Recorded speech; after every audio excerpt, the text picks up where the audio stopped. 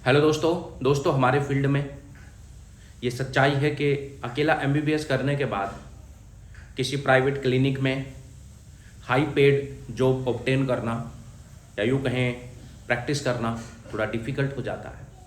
इसलिए हमारे लिए पीजी करना बहुत ही ज़्यादा ज़रूरी हो जाता है। ये मैटर नहीं करता कि आपने पीजी गवर्नमेंट मेडिकल कॉलेज से किया है कि प्राइवेट मेडिकल कॉलेज से किया है, मैटर करता, लेकिन इतना ज़्यादा भी मैटर नहीं करता। किसी भी डॉक्टर ने रेडियोलॉजी किया है तो क्या कभी उसके कॉलेज का नाम लिखा होता है? तो मोस्ट ऑफ द केसेस में कॉलेज का नाम नहीं लिखा होता। कोई ऑर्थो है, कहाँ से उसने ऑर्थो किया है? जनरल सर्जन है, कहाँ से उसने जनरल सर्जरी किया है, क्या कभी लिखा होता है? तो आपकी स्किल्स मैटर करती हैं दोस्तों, और आपकी पोस्ट ग्रेजुएशन डिग्री एटलीस्ट होनी चाहिए एक अच्छी क्लिनिकल ब्रांच में, अगर आप एक हाई पेड जॉब करना चाहते हो या फील्ड वर्क करना चाहते हो। हाँ, अगर आप फैकल्टी बनना चाहते हो, रिसर्च डेवलपमेंट में जाना चाहते हो, तो उस केस में आप नॉन क्लिनिकल के लिए भी जा सकते हो।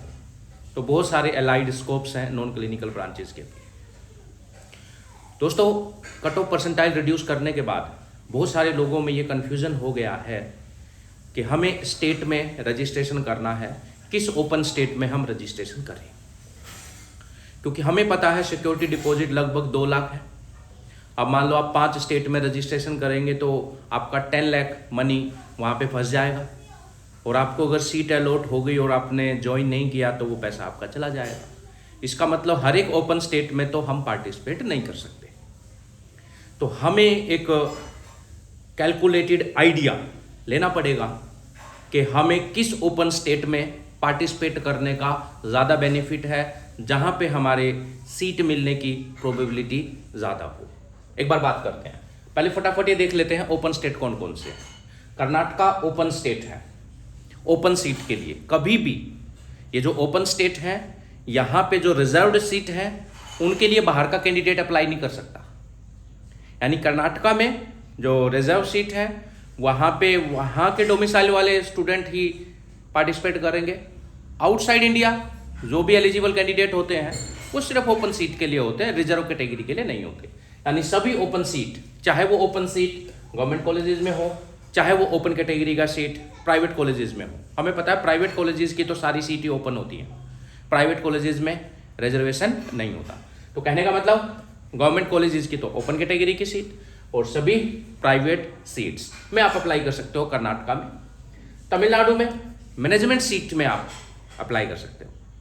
यहाँ की गवर्नमेंट सीट में आप अप्लाई नहीं कर सकते, पार्टिसिपेट नहीं कर सकते।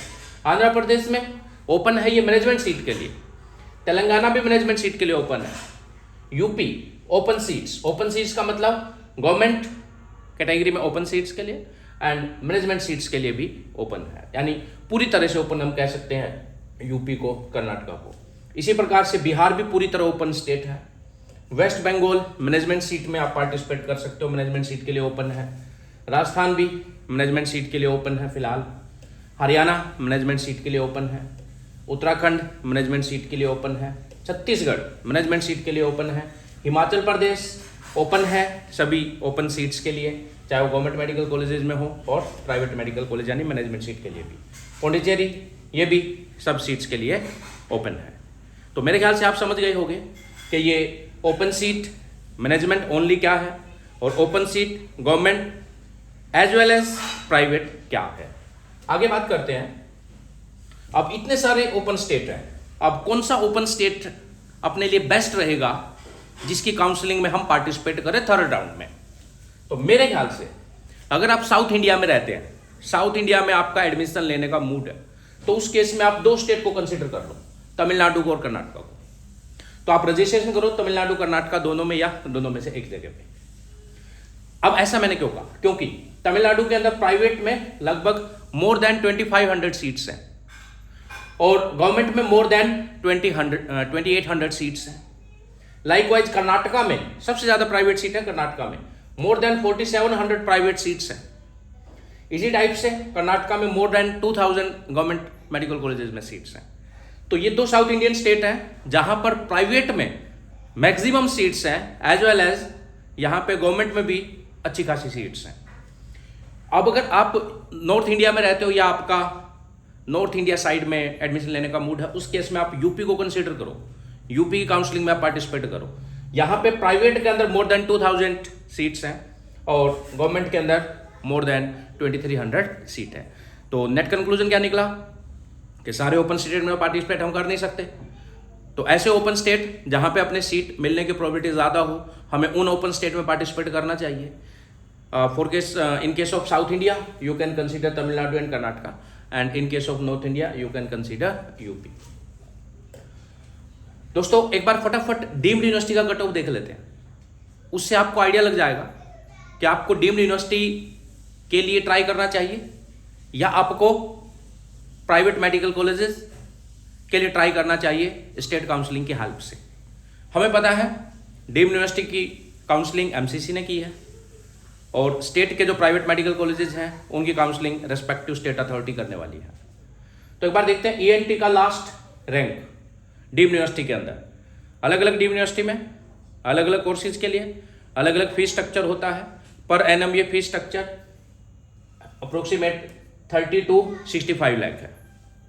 अगर आपको ज़्यादा डिटेल चाहिए तो नीचे मैं एक पीडीएफ डाल देता हूँ, आप इस रैंक को पीडीएफ में सर्च कर लो तो आपको पता चल जाएगा कि क्लोजिंग रैंक को कहाँ पे एडमिशन मिला है।